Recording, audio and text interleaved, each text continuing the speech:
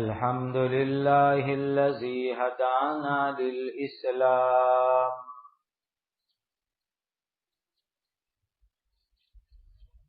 وأشهد أن لا إله إلا الله وحده لا شريك له وأشهد أن سيدنا وشفيعنا ومولانا محمدا عبده ورسوله صلوات الله تبارك وتعالى عليه وعلى آله وأصحابه وذرياته وأهل بيته وأهل طاعته وبارك وسلم تسليما كثيرا كثيرا أما بعد فأعوذ بالله من الشيطان الرجيم بسم الله الرحمن الرحيم وَإِذْ أَخَذَ رَبُّكَ مِنْ بَنِي آدَمَ مِنْ ظُهُورِهِمْ ذُرِّيَّتَهُمْ وَأَشْهَدَهُمْ عَلَى أَنفُسِهِمْ أَلَسْتُ بِرَبِّكُمْ قَالُوا بَلَى شَهِدْنَا أَن تَقُولُوا يَوْمَ الْقِيَامَةِ إِنَّا كُنَّا عَنْ هَذَا غَافِلِينَ۔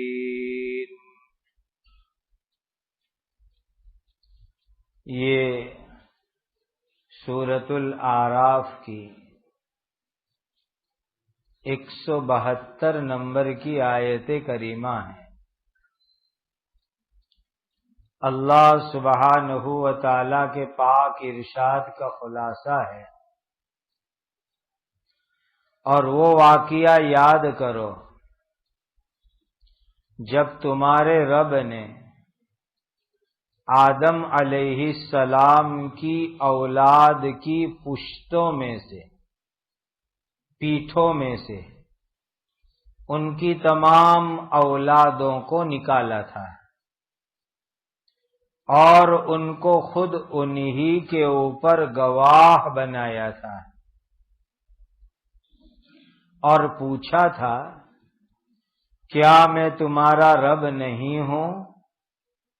تو سب لوگوں نے کہا کیوں نہیں، واقعی آپ ہمارے رب ہیں، ہم سب اس بات کی گواہی دیتے ہیں۔ یہ اقرار اس لیے لیا تاکہ تم قیامت کے دن ایسا نہ کہہ سکو کہ ہم کو اس توحید کی بالکل خبر ہی نہیں تھی، او تقولوا انما اشرک آباؤنا من قبل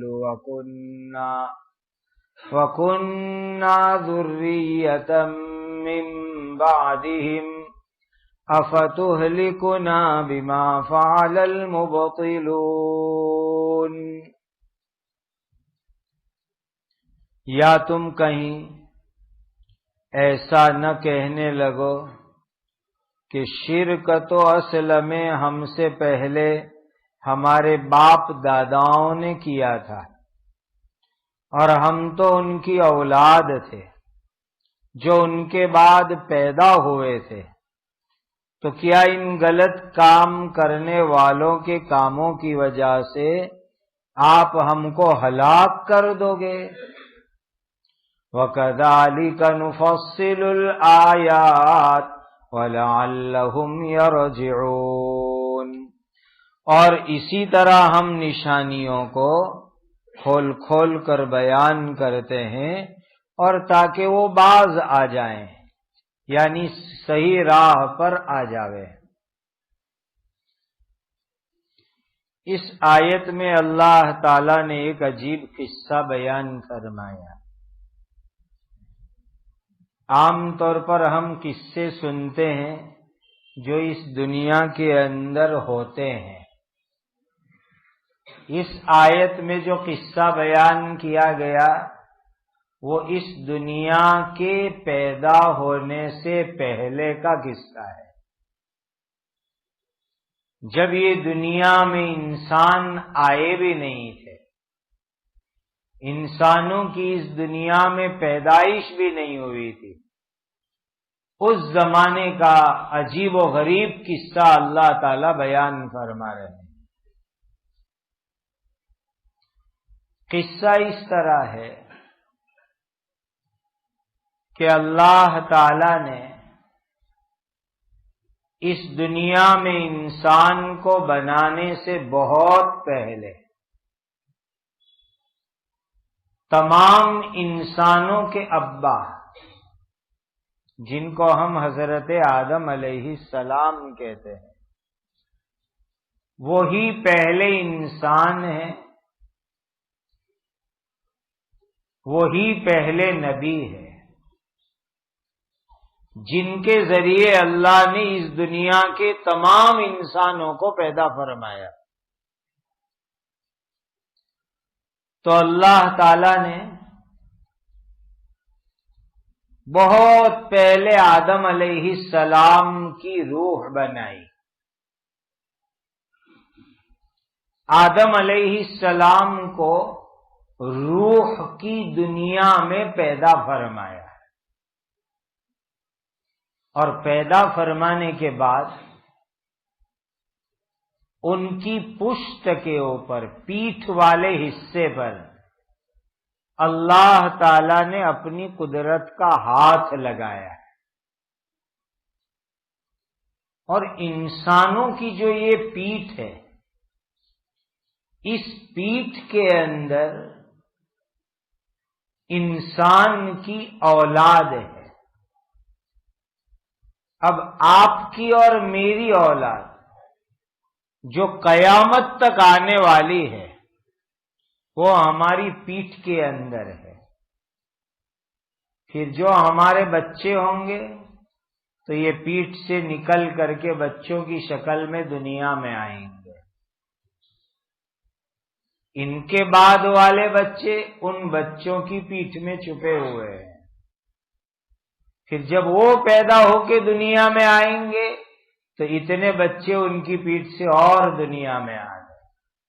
یہ سلسلہ چین کی طرح، زنجیر اور سانکڑ کی طرح دنیا میں قیامت تک، آخری انسان تک چلتا رہے گا۔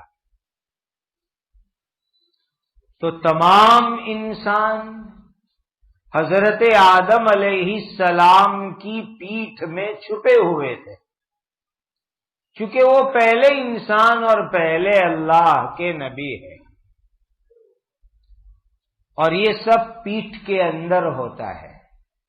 قرآن کی ایک آیت میں ہے خلق من ماء دافق یخرج من بین الصلب والترائب، انسان ایک اچھلتے ہوئے ناپاک پانی سے پیدا کیا گیا ہے، جس کو ہم منی کا ناپاک قطرہ کہتے ہیں، اور یہ منی کا ناپاک قطرہ جو اسٹاک ہوتا ہے، یہ انسان کی پیٹھ کی طرف میں اس کا اسٹاک ہوتا ہے۔ صلب عربی میں پیٹھ کو کہتے ہیں، پیچھے کی طرف اللہ تعالی نے قدرتی ایک تھیلی بنائی، اس میں انسان کی منی جمع ہوتی، وہ منی نکل کر کے اچھل کر کے انسان کی باہر آتی، اور اس ناپاک منی کے قطرے سے اللہ خوبصورت انسان کو پیدا فرماتے۔ فتبارک اللہ احسن الخالقین، اللہ کتنے پیارے اچھے پیدا کرنے والے ہیں۔ تو تمام کے تمام انسان حضرت آدم علیہ السلام کی پیٹھ میں چھپے ہوئے۔ اللہ نے پہلے آدم علیہ السلام کو پیدا فرمایا، روح کی دنیا میں، اس دنیا میں نہیں، روح کی دنیا میں۔ اور ان کی پیٹھ کے اوپر اللہ نے اپنی قدرت کا ہاتھ لگایا۔ تو دائنی طرف پیٹھ دو سائٹ ہوتی ہے، ایک جمنی سائٹ، ایک جو ہے ڈابی سائٹ۔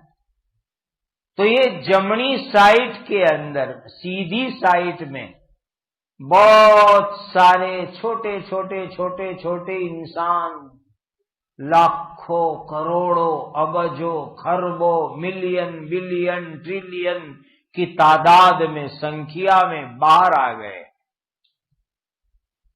اور وہ سب سفید سفید سفید چھوٹی چھوٹی چیونٹیاں، کیڑیوں کی شکل میں تھے۔ پھر اللہ تعالیٰ نے حضرت آدم علیہ السلام کی ڈابی سائٹ والی پیٹھ پر اپنی قدرت کا ہاتھ لگایا، تو دوسرے چھوٹی چھوٹی چھوٹی شکل کے اندر لاکھوں کروڑوں ابجوں خربوں چھوٹی کالی چیونٹی کیڑیوں کی شکل میں روحیں نکل آئے۔ دائنی طرف سفید شکل میں، بائیں طرف کالی شکل کے اندر، اور یہ جتنے بھی نکلے یہ وہ تھے جو آدم علیہ السلام سے لے کر قیامت تک آنے والے انسان تھے۔ اور جو دائنی طرف نکلے یہ وہ خوش نصیب ہیں جن کو دنیا میں ایمان کی توفیق ہوگی اور آخرت میں اللہ کی جنت میں جائیں گے۔ اسی لیے وہ چھوٹے چھوٹے سفید سفید چیونٹی کی شکل کے اندر تھے۔ اور جو ڈابی سائٹ نکلے حضرت آدم علیہ السلام کے، یہ وہ تھے نعوذ باللہ جو دنیا میں ایمان سے محروم رہیں گے، اور آخرت کے اندر ان کو جہنم میں ڈالا جائے گا۔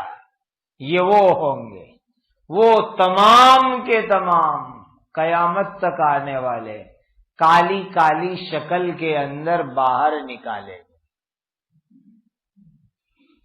اور یہی معاملہ ہوگا آخرت میں۔ کیا آخرت کے لیے اللہ نے فرمایا وجوہ یومئذ مسفرہ ضاحکۃ مستبشرہ ووجوہ یومئذ علیہا غبرہ ترہقہا قترہ اولئک ھم الکفرۃ الفجرہ۔ قیامت کے دن بہت سارے انسان کے چہرے سفید ہوں گے، چمکدار ہوں گے، خوش خوش ہوں گے۔ اللہ ہم کو اس میں سے بنا دے۔ یہ جنت میں جانے والے ایمان اور اعمال صالحہ والے ہوں گے، اور دوسرے بہت سارے ان کے چہرے کالے ہوں گے، اداس پڑے ہوں گے، ان پر کالا پن چھایا ہوا ہوگا۔ اور یہ وہ ہوں گے جنہوں نے دنیا میں کفر کیا، برے اعمال کیے، اب وہ اللہ کی جہنم میں جانے والے ہوں گے۔ اللہ اس جماعت میں سے ہماری حفاظت فرمائے۔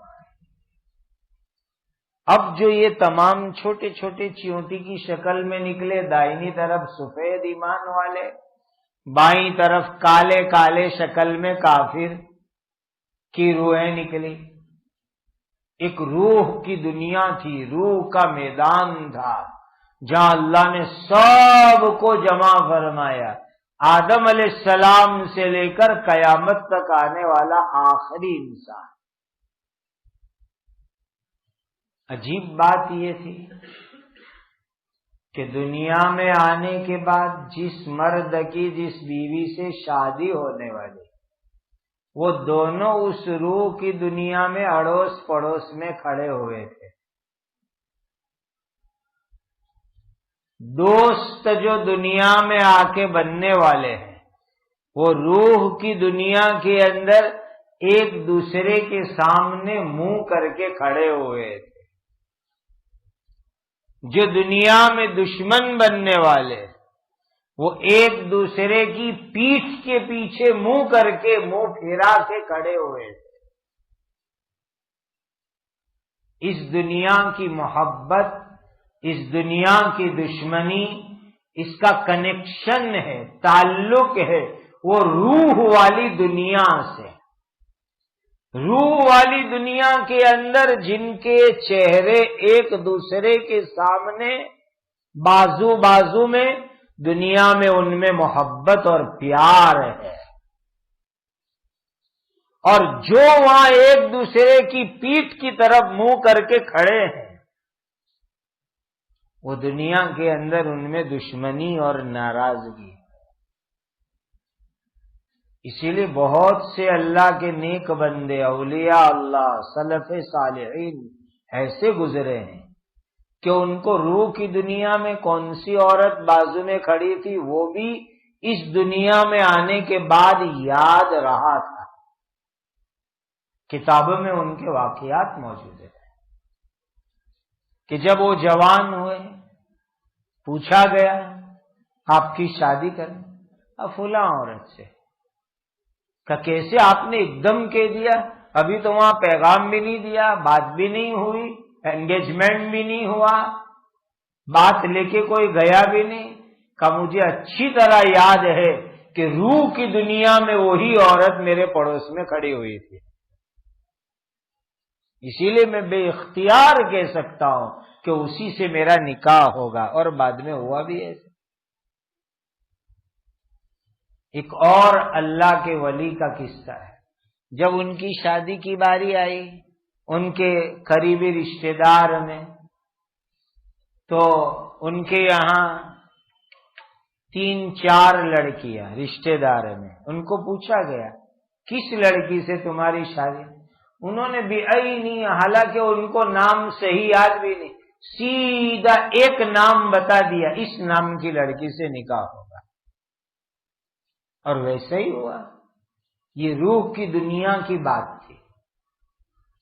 تو وہاں سب کو جمع کیا اللہ سبحانہ و تعالی نے، اور پھر اللہ تعالی نے ان تمام روحوں کے سامنے بیان کیا. اب اس کی ترتیب نکالنے کی کیسے کی گئی؟ پہلے آدم علیہ السلام کی پیٹھ میں سے ان کے بچے نکلے، آدم علیہ السلام کے جتنے بچے تھے. پھر ان بچوں کی پیٹھ میں سے ان کے بچے یعنی آدم علیہ السلام کے پوتے نکلے، پوتیاں نکلی، نواسے نواسیاں نکلی. پھر ان پوتے نواسوں کی پیٹھ میں سے ان کی اولاد نکلی. گویا اسٹیپ بائی اسٹیپ سب کو اللہ تعالی نے نکال کے جمع کیا، اور سب قیامت تک آنے والے ایک کے بعد ایک، ایک میں سے ایک، ایک میں سے ایک نکل کر کے اس میدان میں سب جمع ہو گئے، اکٹھے ہو گئے. پھر اللہ نے ان سے سوال کیا، پوچھا اے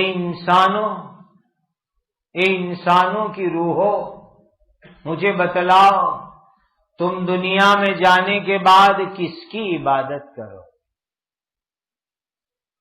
مجھے رب مانو گے؟ مجھے خدا مانو گے؟ مجھے اپنا مالک خالق مانو گے؟ میری عبادت کرو گے؟ اللہ نے سوال کیا الست بربکم، کیا میں تمہارا رب نہیں ہوں؟ میں ہی تمہارا رب ہوں. جتنے بھی انسان کی روحیں اس میدان میں موجود تھی، ایک دم سناٹے کا ماحول چھا گیا. کیا جواب دے گئے؟ ان روحوں میں عام انسانوں کی روحیں تھی، تو وہاں اللہ کے نبیوں کی روحیں بھی موجود تھی،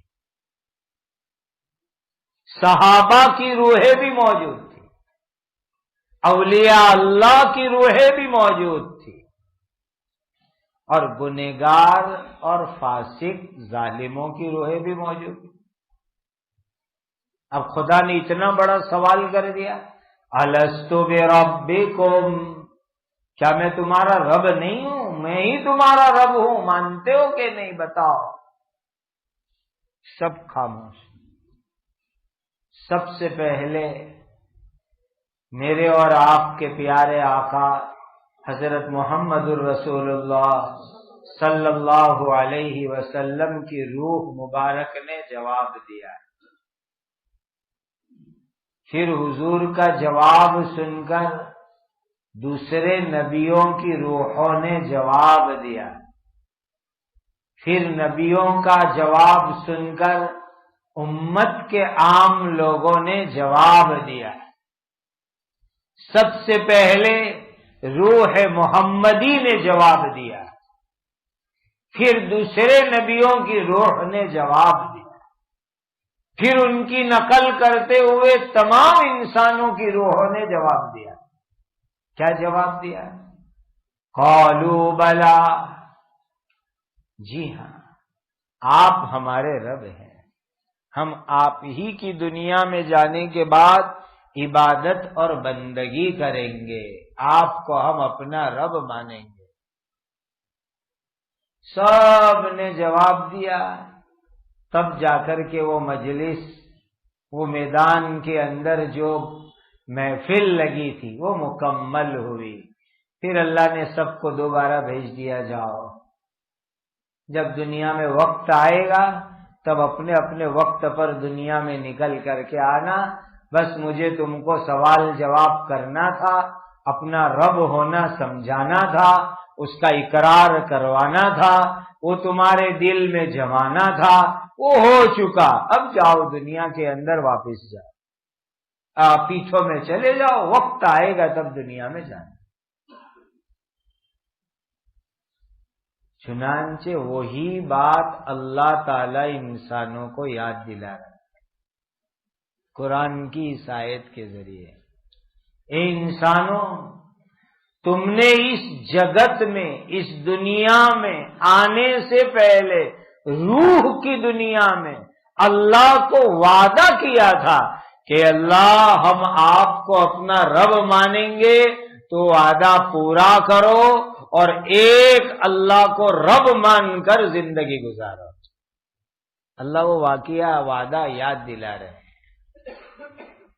اسی لیے کہ دنیا میں آئے، دنیا کی رنگینی دیکھی، دنیا کے موج مزے دیکھے، دنیا میں شیطان کے لگائے ہوئے جال دیکھے، تو یہاں آ کر کے انسان وہ وعدے بھول گئے اللہ کے، اور ایک اللہ کی عبادت کے بجائے نافرمانی میں اور بہت سارے بتوں کی عبادت میں انسان دنیا میں آ کے لگ گئے۔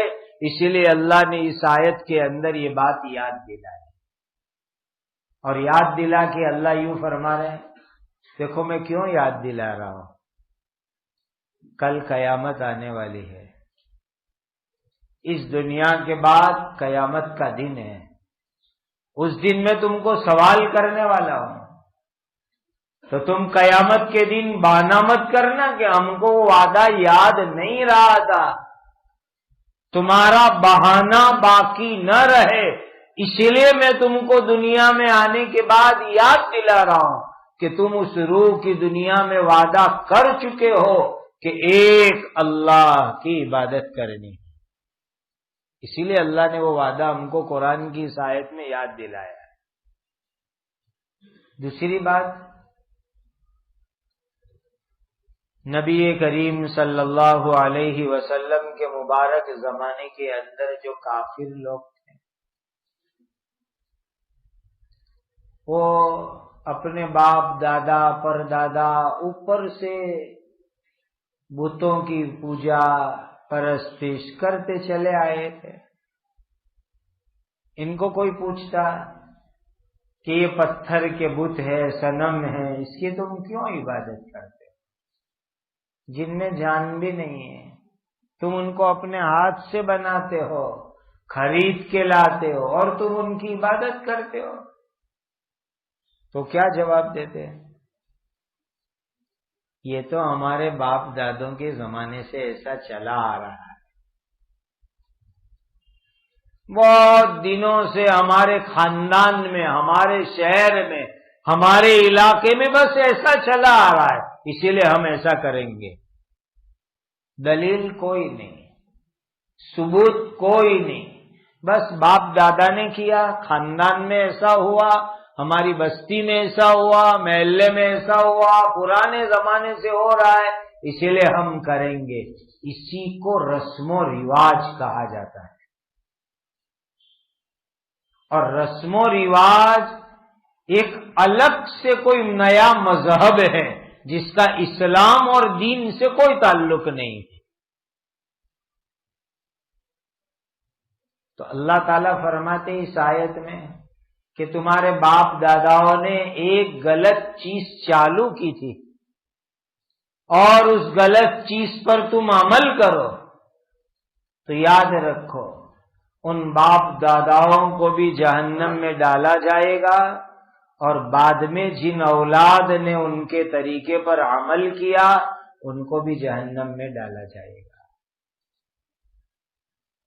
یہ چیز جو مکہ کے کافروں میں تھی، عرب کے مشرکوں میں تھی، آج بہت سے مسلمانوں میں بھی یہ چیز ہے۔ ایک کام جو قرآن میں نہیں، حدیث میں نہیں، صحابہ نے نہیں کیا اور وہ کام کر رہے ہیں، اب ان کو کہ بھئی یہ کیا کام کر رہے ہو؟ قرآن میں ہے، حدیث میں کسی صحابی نے کیا، کیا جواب ہے؟ یہ تو ہمارے یہاں خاندان میں ایسا چلتا ہے۔ اسی کو رسم و رواج کہتے ہیں، اور یہ رسم و رواج اسلام سے ہٹ کے کوئی نیا الگ مذہب ہے جس کا دین سے کوئی تعلق نہیں، اور کرنے والا گنہگار ہے اللہ کے یہاں۔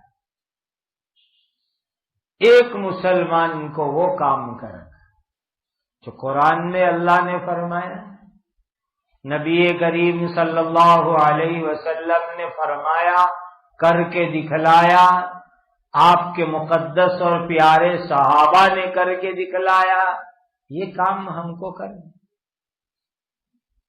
اب جو کام نئے نئے خاندانوں میں بے بنیاد چلے آتے، یہی رسم و رواج ہے، اور اسی کے کرنے کے اوپر انسان آخرت میں گنہگار ہوتا ہے۔ اللہ فرماتے ہیں ہم یہ باتیں تمہارے سامنے کھول کھول کے بیان کرتے ہیں تاکہ تم لوگ غلط راستے سے نکل کر اسلام کے صحیح راستے کے اوپر آ جاؤ اور اپنی آخرت کو درست کر لو۔ اللہ ہم سب کو عالم ارواح والا وہ وعدہ جو اللہ سے کیا تھا اس کو نبھانے کی توفیق عطا فرمائے۔ ایک نقطے کی بات کروں، تختی جو پڑھتے ہیں نا بچے، اور اسی تختی کے بعد پھر قرآن پڑھتے ہیں، وہ تختی میں 29 حروف پڑھاتے ہیں، شبد پڑھاتے ہیں بچوں کو، اور اسی کو حروف تہجی کہتے ہیں، انگلش میں الفابیٹ کہتے ہیں، اور ہر لینگویج کے اندر حروف تہجی الفابیٹ کم و بیش ہوتے ہیں، کسی میں زیادہ کسی میں کم۔ ہماری گجراتی میں ک کھ گھ گھ، کسی کو یاد ہے کتنے شبد ہوتے ہیں گجراتی میں؟ عربی میں تو 29 ہوتے ہیں۔ ابھی میں ایسے ملک میں جا کر آیا، وہاں کے حروف تہجی 39 ہے، ہم سے 11 ہے، 11 زیادہ ہے ان کے حروف تہجی میں۔ خیر، تو کبھی آپ نے سوچا دماغ کے اندر کہ 29 حروف تہجی ہے، اس میں سے پورا قرآن ہم پڑھتے، لیکن قرآن شروع ہوتا ہے بسم اللہ الرحمن الرحیم سے۔ قرآن کھولو، بسم اللہ پہلے لکھی ہوگی، پڑھتے ہیں پہلے اعوذ، لکھیے بسم اللہ، اور بسم اللہ میں 19 حروف ہے، با سب سے پہلے ہے۔ تو کبھی سوچا ایسا کہ با میں ایسا کیا کمال آیا کہ تختی میں پہلے نمبر پر تو الف ہے، اس کو چھوڑ کر کے با سے بسم اللہ کیوں شروع ہوتی؟ اور دوسرا سوال کہ پوری تختی میں 29 حروف ہے، تے سے لے کر کے یا تک، تو ان سب میں با میں کیا کمال آ گیا کہ اسی سے قرآن شروع ہوا؟ الف جو پہلے نمبر تھا اس کو بھی ہٹا دیا گیا ہے نا سوال؟ کبھی سوچا اس چیز کو؟ بہت سی باتیں مفسرین نے اس پر لکھی. ایک بات آج کی آیت کے متعلق بتاؤ کہ جب اس روح کی دنیا میں اللہ نے انسانوں کو سوال کیا تھا کہ بتلاؤ میں تمہارا رب نہیں ہوں، تو سب لوگوں نے عربی میں جواب دیا تھا. اس لیے کہ خدا کی دنیا میں، آخرت اور روح کی دنیا میں عربی زبان چلے گی، انگریزی تو بالکل نہیں چلے گی. بھلے نے اس کے لیے تمہارے بچوں کی مکتب کی تعلیم بگاڑو، لیکن وہ بالکل چلنے والی نہیں ہے، بالکل کام نہیں آنے والی. وہاں عربی ہی چلے گی. روح کی دنیا میں بھی عربی چلے، اور اس دنیا کے بعد قبر ہی سے عربی میں بات چیت چالو ہو جائے گی. خدا تعالی کے یہاں زبان عربی چلے گی، اور اس دنیا سے پہلے روح کی دنیا میں بھی عربی ہی چلی. اس لیے بچوں کو عربی سکھاؤ، عربی سکھانے میں ہی فائدہ ہے. تو انسانوں کو اللہ نے عربی میں سوال کیا تھا، الست بربکم، کیا میں تمہارا رب نہیں ہوں؟ تو انسانوں نے بھی عربی میں جواب دیا تھا. ابھی جو آپ کو پورا سنایا، پہلے حضور کی روح نے، پھر دوسرے نبیوں کی روح نے، تو عربی میں جواب میں ہاں کہنے کے لیے کیا کہتے ہیں؟ بلا، کہ اللہ آپ ہی ہمارے رب ہے. تو وہ روح کی دنیا میں اللہ کے سوال کے جواب میں لوگوں نے جو جواب دیا وہ عربی میں کہا تھا بلا، اور اس جواب میں پہلے نمبر پر با تھی. تو وہ بلا والا جواب انسانوں کا اللہ کو اتنا پیارا لگا کہ اس جواب میں جو پہلا شبد تھا، پہلا حرف تھا، اس کو یہ عزت ملی کہ اسی بات سے اللہ نے بسم اللہ کو شروع کیا، قرآن کو شروع فرمایا.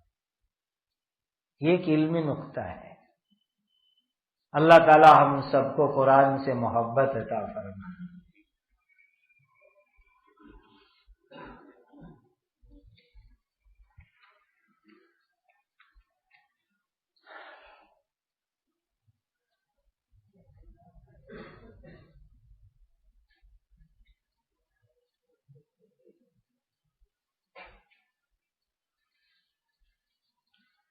یہ آدمی بیچارہ کتنا پریشان ہوگا کہ کمپوزنگ کر کے سوال لایا ہے،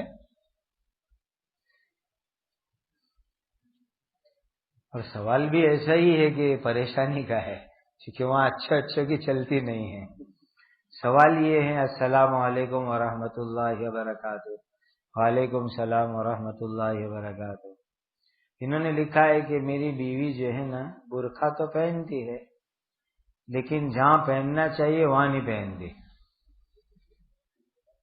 جیسے کہ ہم کہیں گھومنے کے لیے جاتے ہیں تو وہ برقع نکال لیتی ہے،